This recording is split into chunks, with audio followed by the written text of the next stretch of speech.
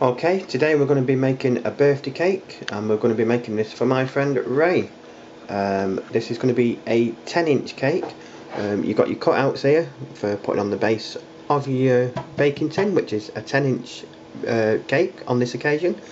For the 10-inch we've got to use 7 eggs, 1 lemon, your baking powder, caster sugar, soft margarine, and a good grade flour, in this case the 00 flour. A bit extra cost, but well worth it. It does make the cake exceedingly better.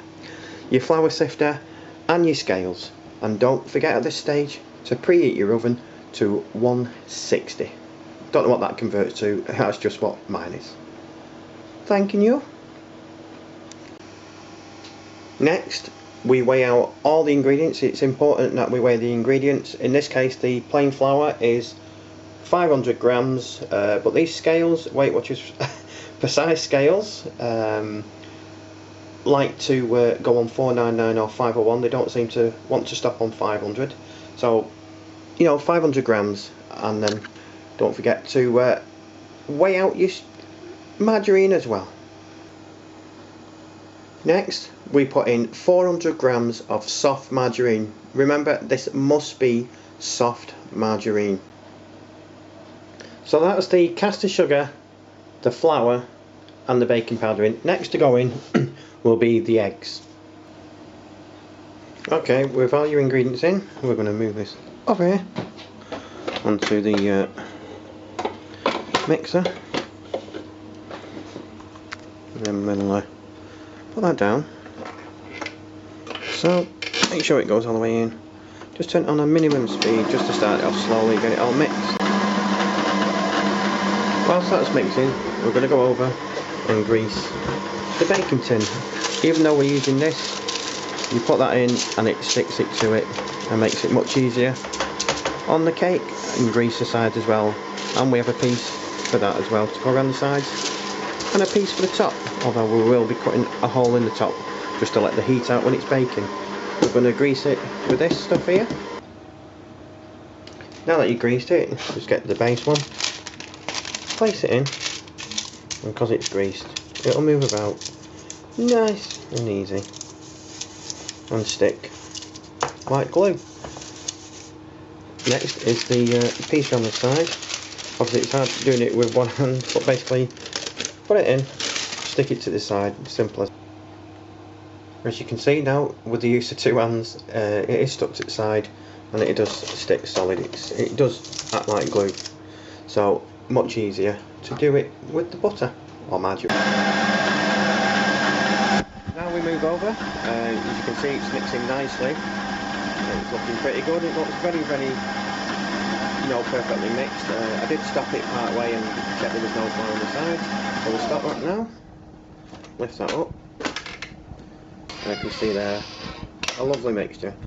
If you want to make it a chocolate sponge cake, basically just add a couple of tablespoons of cocoa or Cadbury's chocolate powder, that kind of thing.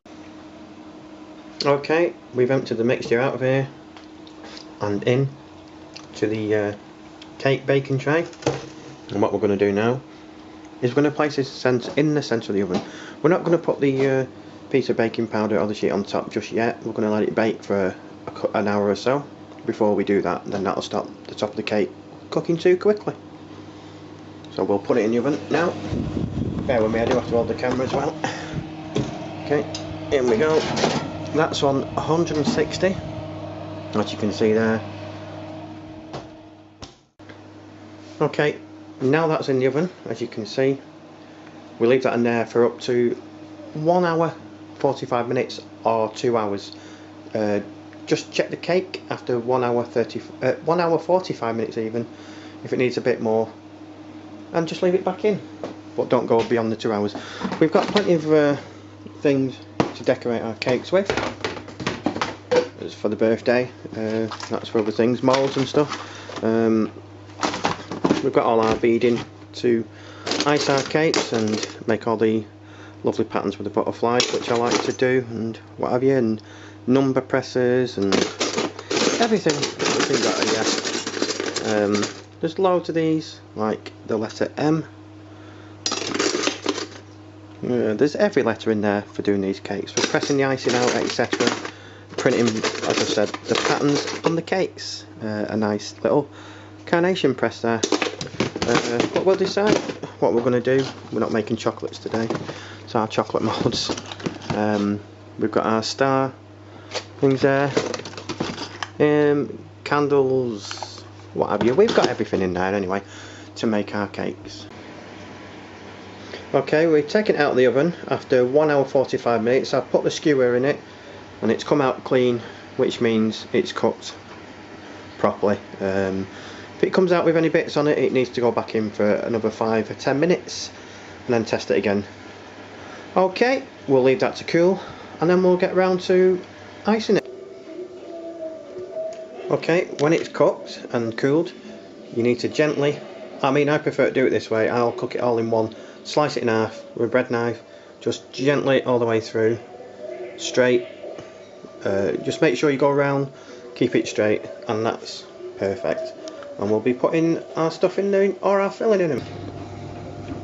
Okay, at this point we've put the filling in the this cake has got a filling in the centre under here of black cherry filling, which is what they wanted.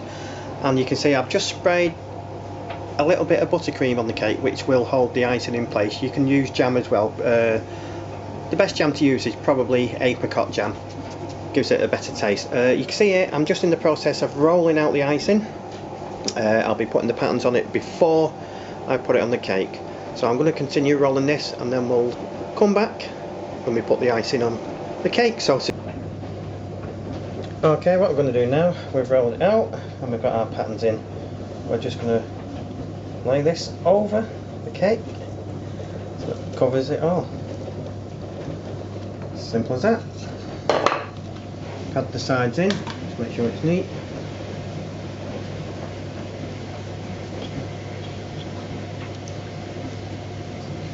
Push it all in nice and gently. You can see the patterns on the cake which I've put in. Always put them on before you ice the cake, otherwise it won't look as good. In fact, it doesn't look very good at all if you do. I'll just get this all down, and once we've got this down and nicely against the cake, we'll slice it round here with a sharp knife, levelling it all out at the bottom. Okay, so we've chopped and trimmed it, and we'll smarten the rest of it up as we go along. You can see the patterns in it. They're lovely patterns. So let's move on to the next. Well, next we're going to colour the icing. We've got some green one here, this one, and we put it in there. And what you've got to do is mix that in, only a couple of drops because it does take quite easy. You've just got to knead it in, work it in. Doesn't look like much is happening, but it does. Just keep working it and working it. Just dip it in the icing sugar, so it doesn't stick. If it's not dark enough for you, you can put another drop in, but only a drop at a time. Okay, so far we've coloured the icing as in a green colour, as you can see. We're using that to do happy birthday. So far I've done these letters, as you can see on there, happy birthday. So what we'll do now is we'll cut the next letter out. So obviously the next letter is the T, so we'll go over some of our stuff, pick out the T and make sure you get it right way up. This one doesn't really matter, so you just get it in the gap wherever you want, just making sure you cover it all.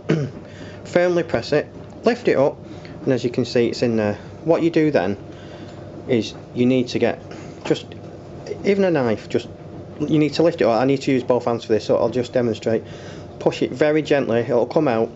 Bit of buttercream on the cake, stick it on, and so on. Okay, we've done the whole happy birthday thing now, and as you can see that's on there looking from up above. That's just fine, and now we'll do the rest of the decorating and smartening it up. Okay, we've finished that off. We've done happy birthday Ray, who's 36 today, and so far it's looking like this. It's looking okay so far. A few more decks to put on it, we'll tighten it up and it'll look the business. I'm sure he'll be happy. Well, I hope so anyway. Okay, we've been rolling the stuff out, and with the other coloured icing we're just tying it up around the edges just so it looks nice, as you can see, and we'll go all the way around with that. I'm about halfway at the moment, as you can see. We're just that other half to do, so not looking too bad. Okay, so I've been around the whole cake now with the edgings just to make it look a bit neater, and I'll be doing a little more decoration and we'll come back to that shortly. Thank you. Well, okay, just the mess to clean up now, which is the worst part of this. And as you can see, we've now finished the cake. All the way around the bottom, of course, as you saw before.